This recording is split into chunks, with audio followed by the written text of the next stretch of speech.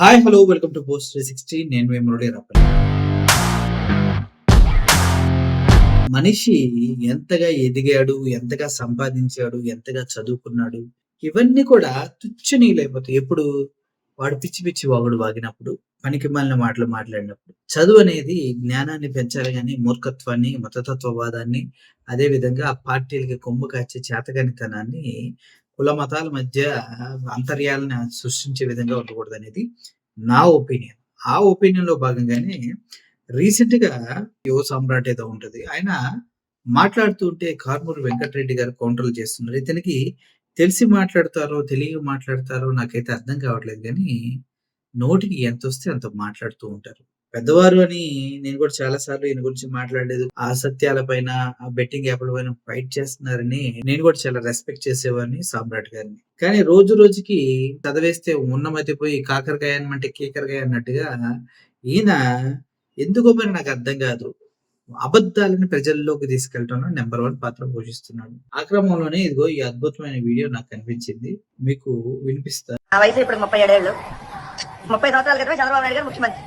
ఇప్పటికి 4 సార్లు ముఖ్యమంత్రిగా ఉన్నటువంటి చంద్రబాబు నాయుడు గారు కుప్పంలో ఏదో పలానా మండలంలో పలానా స్కూల్ నేను నాడు నేడులో భాగంగా డెవలప్ చేశాను. అరే బట్టెబాజ్ వెంకటరెడ్డి, ఎందుకంటే 37 ఏళ్ళు అంటే చూసుంటావు చంద్రబాబు నాయుడు గారు చేసిన అభివృద్ధి. ఆయన హైటెక్ సిటీ కట్టలేదా? సైబర్ టవర్స్ పునాది చేసింది చంద్రబాబు నాయుడు కాదు. సైబర్ టవర్స్ పునాది చేసింది ఎవరండి? ఎన్ జనార్దన్ రెడ్డి, మాజీ ముఖ్యమంత్రి. లేకపోతే ఎయిర్పోర్ట్ కట్టలేదా? ఔటర్ రింగ్ రోడ్లు కట్టలేదా? హైదరాబాద్ కు ఔటర్ రింగ్ రోడ్డు తెచ్చింది వేసింది కాంగ్రెస్ పార్టీ. హైదరాబాద్ లో అంతర్జాతీయ ఎయిర్పోర్ట్ నిర్మించింది కాంగ్రెస్ పార్టీ. పోతే ఇప్పుడు రోడ్లను చూడరా, ఆయన జీడిపిని పరిగెత్తిస్తున్న విధానం చూడు. ఐటీ కూడా చంద్రబాబు నాయుడు పీకింది ఏమీ లేదు. హైదరాబాద్ సిటీకి ఉండేటువంటి స్వాభావిక భౌగోళిక అడ్వాంటేజ్ వల్ల ఐటీ అనేది హైదరాబాద్ రావడం ప్రారంభమైంది. అంతేగాని నువ్వు చేసినవా పీకినవా ఇవన్నీ మాటలు మాట్లాడొద్దు బిడ్డ. సపోజ్ హైదరాబాద్ లో అంత డెవలప్మెంట్ చేస్తుంటే మరి ఆంధ్రప్రదేశ్ లో ఎందుకు చేయలేదు? అయిందా? బాగైందా? ప్రతిదానికి ఓవర్ ఎక్స్ప్రెషన్. సో హైటెక్ సిటీ నిర్మించింది ఎవరో చెప్పారు. హైదరాబాద్‌లో ఎయిర్‌పోర్ట్ కట్టింది ఎవరో చెప్పారు. ఎన్నిటికి మించి సెల్ ఫోన్‌లు కనిపెట్టింది. పచ్చదనాన్ని ప్రపంచానికి పరిచయం చేసింది. హైవేలు ఏస్తానన్నది. ఇప్పుడు రీసెంట్‌గా ఒక్కొక్కరికి 120 సంవత్సరాల ఆయుర్దాయం ఉంది. దానిపైన వర్క్ చేస్తున్నా అని చెప్తూ ఉంది. ఇన్ని సంవత్సరాల్లో ఒక మెడికల్ కాలేజీ కట్టింది లేదు. ఒక వాటర్ ప్రాజెక్ట్ స్టార్ట్ చేసింది లేదు.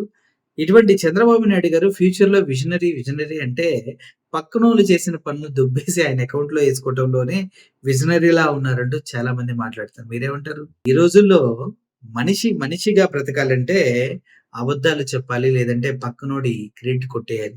అది సాఫ్ట్‌వేర్ కంపెనీల నుంచి చిన్న కంపెనీల వరకు పాకిందనుకుంటే చివరికి చంద్రబాబు నాయుడు గారు కూడా జగన్మోహన్ రెడ్డి గారు 17 మెడికల్ కాలేజీలను తీసుకొస్తే ఆ మెడికల్ కాలేజీలన్నింటినీ నేనే తీసుకొచ్చానట్టుగా ఆంధ్రజ్యోతి పేపర్ మీద మరీ ప్రింట్ వేసి చెప్పుకుంటున్నటువంటి దౌర్భాగ్య స్థితిలో విజనరీ అనే ఒక పర్సన్ ఉండటం నాకు చాలా బాధాకరంగా ఉంది.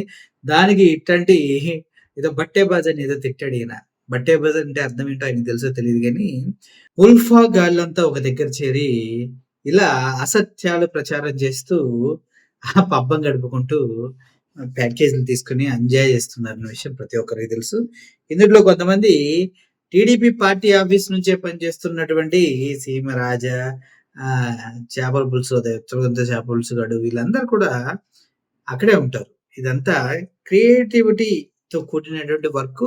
కావాలనే వాళ్ళే క్రియేట్ చేసేటటువంటి వర్క్ అన్నమాట. అర్థమవుతుంది కదా? సో ఇటువంటి సొల్లు సొటారంగా ఆడి కబుర్లు మనం వినకుండా వాస్తవాలను మాత్రమే మీకు అందించే ప్రయత్నం మేము చేస్తున్నాం. Thank you for supporting us. Only signing off. Thank you so much.